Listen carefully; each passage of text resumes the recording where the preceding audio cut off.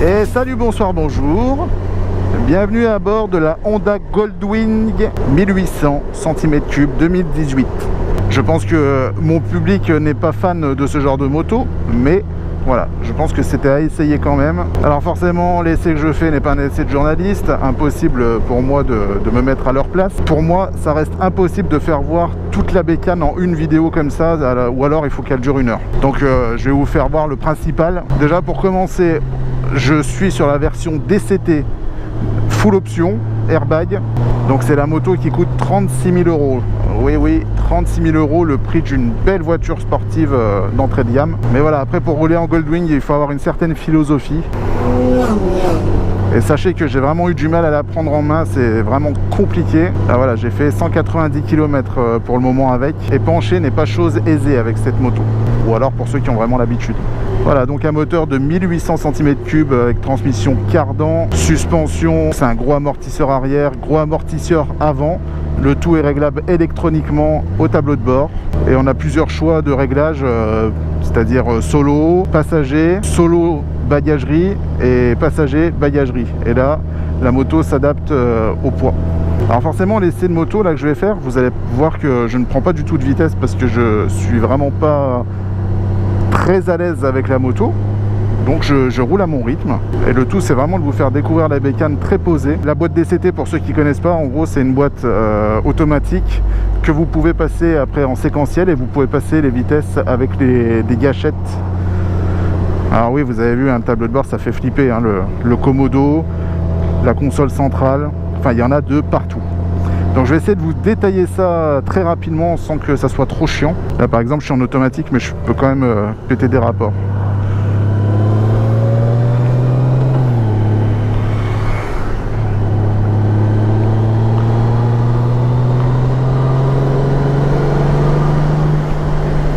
Donc en gros là vous avez des indicateurs de kilométrage, jauge d'essence, vous avez le régulateur que vous pouvez enclencher à partir des boutons ici.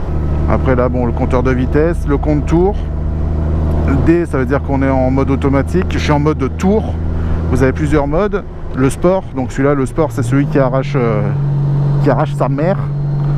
Je vais vous faire voir. Hein. Donc là, je suis en sport automatique. Franchement, passer les vitesses, ouais, moi j'aime bien. Le DCT, j'aime bien. Voilà, parce que ça part vraiment dans les tours. Hein.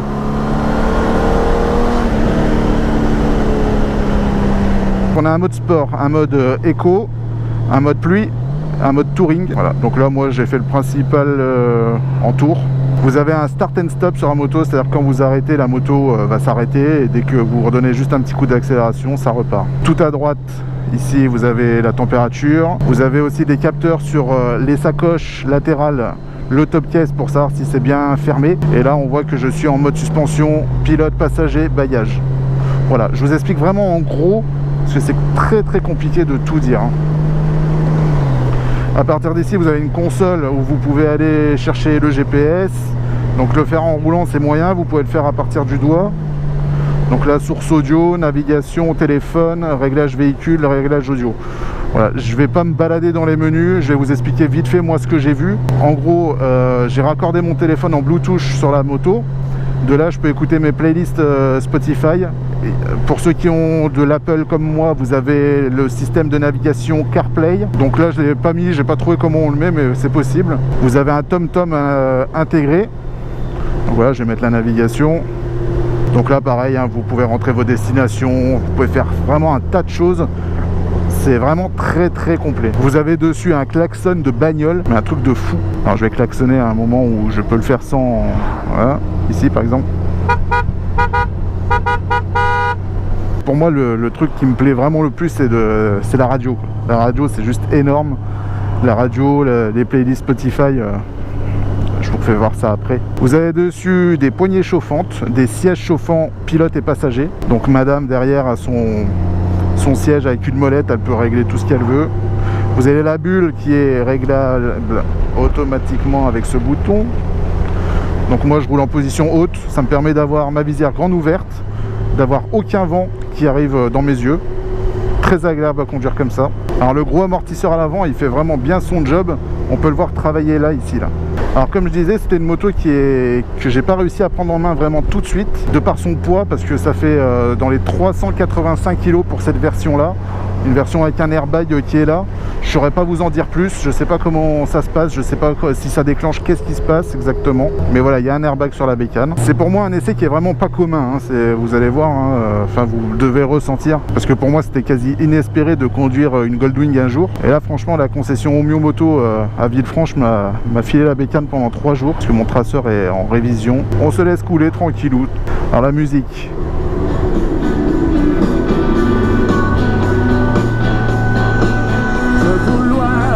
Johnny, eh ouais.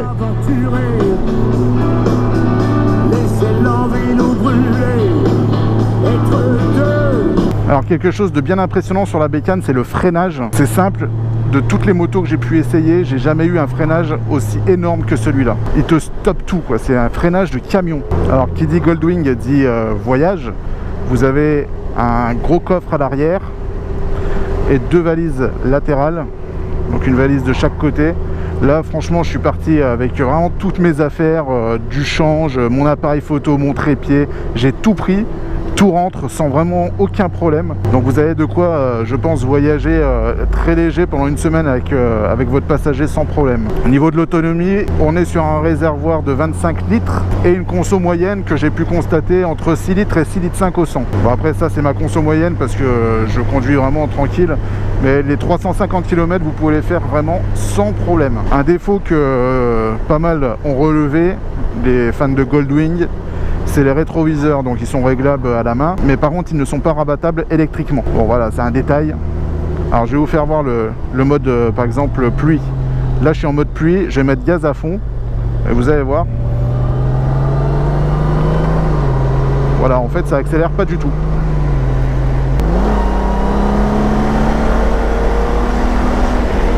Voilà, là ça watt. Niveau du confort sur la bécane, franchement hier j'ai enchaîné 1h30 de bécane. sans avoir le moindre mal nulle part, mais vraiment nulle part. C'est une moto vraiment qui est faite pour voyager, c'est une moto qui est pas fatigante, qui demande quand même beaucoup d'attention. Par contre, chose étonnante, Florian n'a pas du tout aimé être en mode passagère derrière, malgré qu'elle soit bien installée. Mais voilà, c'est pas son, en fait c'est pas son truc, donc elle peut pas pencher avec moi, elle est assise dans un fauteuil et voilà. Donc ça ne pourra pas plaire à tout le monde. Alors oui, forcément ça va pas intéresser les jeunes de 24 ans d'avoir ce genre de bécane, ou alors très peu. Moi par exemple, je serais pas client pour ce genre de bécane, et surtout pour le prix. Il faut vraiment avoir les moyens d'y mettre 36 000 euros. Après vous avez des versions où vous avez forcément une boîte manuelle qui sera moins chère, je crois c'est dans les 27 000 ou 26 000. Donc là vous avez une moto toute simple, ça peut être mieux pour certaines personnes. Mais bon là, hein, regardez, là, en appuyant là, je l'ai mise en manuel. Donc là, voilà, c'est moi qui gère vraiment les rapports. Mais bon, on n'a pas le charme de prendre l'embrayage, de lever le pied pour passer la vitesse. Voilà, c'est pas pareil, c'est une autre manière. On va tester le freinage, regardez. Bon là j'ai vraiment freiné tout doucement, hein. Mais vraiment à grosse allure, ça freine de fou. Là je passe la vitesse, là aussi. Là je rétrograde, je rétrograde. Voilà, on a le frein moteur qui est assez doux. Il est là, mais voilà, ça freine et c'est pas brutal. Voilà, je la remets en auto. Donc la moto, elle fait dans les 125 chevaux. J'arrondis, hein, vraiment, j'ai pas les valeurs en tête. C'est 125 ou 127 chevaux pour 385 kg. Hein, comme je vous l'ai dit, moi je suis pas là pour vous vendre la bécane. Je suis là vraiment pour vous donner mon ressenti. Je monte sur cette moto avec mon avis très neutre. On va se remettre en mode sport. Donc voilà, on arrive face à une ligne droite qui monte. Et là je vais gazer à fond, la moto va rétrograder toute seule elle sait que je veux des watts. Donc là je mets la poignée dans l'angle. Voilà, elle a rétrogradé. Là je passe une vitesse pour plus de confort. Voilà. On va pas trop vite non plus. Allez, je vais m'arrêter juste pour vous faire voir 2-3 trucs vite fait.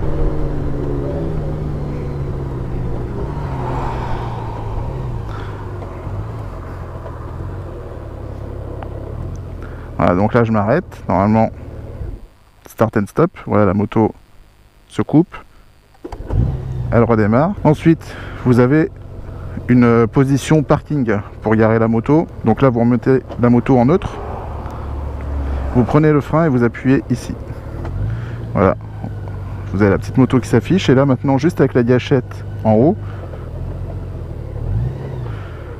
voilà, ça vous permet de vous garer un peu plus facilement qu'avec la poignée. Et le moins, c'est la marche arrière. Voilà, vous voyez au tableau de bord. Voilà, dès que vous avez fini, vous vous mettez en neutre et vous tirez le frein à main.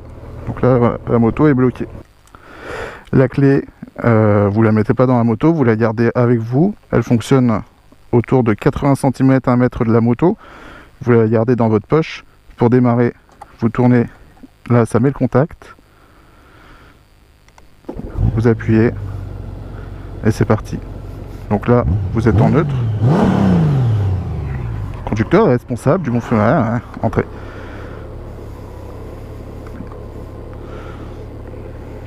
Voilà, et quand on veut repartir, on enclenche la vitesse et on part. La bulle se remet en position haute et c'est parti.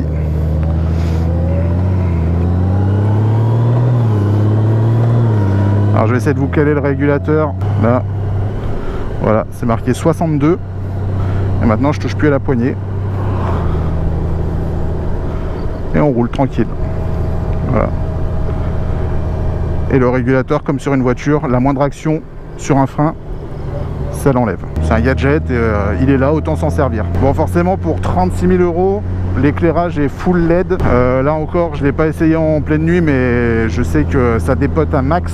Un petit gadget, là, vous appuyez là, et là vous avez de l'air chaud qui arrive directement dans votre casque. Voilà, faut le savoir, c'est encore un petit gadget. Et puis voilà, hein, je pense avoir fait le tour grosso modo de la moto. sans pour autant rentrer vraiment dans le détail du tableau de bord. Maintenant, ce que j'aimerais essayer, c'est une grosse Harley pour voir un peu ce que ça donne. Ça serait mon petit délire. Viendra, je pense, une vidéo où je fais un espèce de best-of avec le Goldwing. Je pense que je vous proposerai ça. Et puis voilà, j'espère que vous ne tenez pas rigueur du fait que je ne conduise pas comme un vrai pilote. Quand on n'a pas la moto vraiment en main, ça sert à rien d'aller faire le déglingos, tout ça pour faire une vidéo YouTube. En tout cas, moi j'ai pris un vrai plaisir à conduire la moto. J'ai pris un plaisir également à vous tourner la vidéo. Et pour moi, c'est ça le but. Le but n'est pas de vouloir fanfaronner sur YouTube ou quoi que ce soit. Le but est vraiment de vous partager des choses. Et des choses que je peux faire sans me mettre en danger et sans influencer les gens à faire n'importe quoi. Donc encore merci à Omio pour le prêt de la bécane, c'était vraiment cool. Et moi je vous dis à très bientôt pour une prochaine vidéo. Au revoir.